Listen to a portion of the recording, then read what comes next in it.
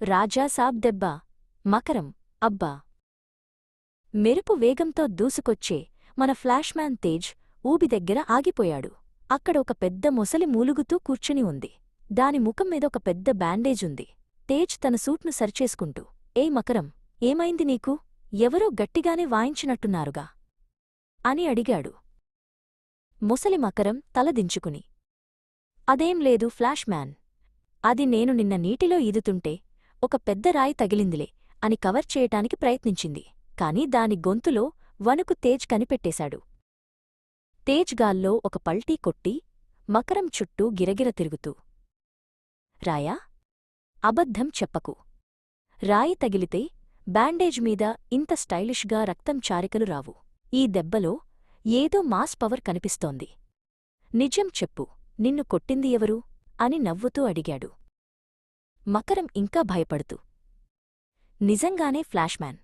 నేను బురదలో జారిపడ్డాను. అక్కడ ఒక చెట్టు మొద్దు ఉంటే దానికి నా ముఖం బలంగా గుద్దుకుంది అని మరో అబద్ధం చెప్పింది. తేజ్ ఆగకుండా నవ్వుతూనే ఉన్నాడు. తేజ్ ఒక సెకనులో మకరం ముఖం దగ్గరకు వచ్చి ఆగి, ఒరేయ్ మకరం, ఈ దెబ్బ తగిలిన చోట ఇంకా వింటేజ్ పరిమళం వస్తోంది. ఆ దెబ్బలో ఒక వింత రాజసం ఉంది. ఎవరో గట్టి మొగుడు తగిలినట్టు ఉన్నాడు. ఆ పేరు చెబితే నీ పరువు పోతుందనా నీ భయం అని ఎక్కసెక్కం చేశాడు. మకరం గట్టిగా నిట్టూర్చి, అది నువ్వు అనుకున్నట్టు ఏ హీరో కాదులే, ఎవరో సామాన్యుడు అనుకుని నేను వెళ్ళాను.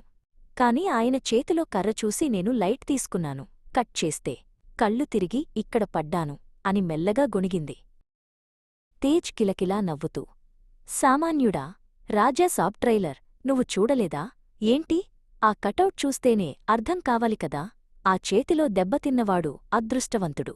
నిజం చెప్పు, ఆయన రాజాసాబే కదా అని గట్టిగా అడిగేశాడు. ఇక తట్టుకోలేక మకరం ఒప్పుకుంది. అవును భయ్యా, ఆయనే. ఆ రాజాసాబ్ ప్రభాసన్నే కొట్టారు. నేను ఏదో ఫోజు కొడదామని వెళ్తే ఒక్కటిచ్చారు చూడు, నా పళ్ళు రాలిపోయి లోపల పడ్డాయి. ఆయన స్టైల్ ముందు నా గంభీరం అస్సలు పనిచేయలేదు అని ఏడ్చేసింది. తేజ్ ఉత్సాహంతో ఎగిరిగంతేసి, వావ్! ప్రభాస్ అన్న చేతిలో దెబ్బతిన్నావా? నువ్వు మామూలు మొసలివి కాదురా. నీకు ఇప్పుడు సెలబ్రిటీ స్టేటస్ వచ్చేసింది. ఆ దెబ్బ తగిలిన చోట బ్యాండేజ్ తీసేయ్. ఆ మార్క్ చూసి అందరూ నిన్ను గౌరవిస్తారు అన్నాడు. మకరమిప్పుడు సంతోషంగా నవ్వుతూ, అవును కదా, రాజాసాబ్ కొడితే ఆ కిక్కే వేరప్ప. ఇక నుంచి నేను ఈ చెరువుకి మొసలిని కాదు, రాజాసాబ్ ఫ్యాన్ అసోసియేషన్ ప్రెసిడెంట్ని. ఇద్దరూ కలిసి రాజాసాబ్లాగా ఒక వింటేజ్ పోజిచ్చారు.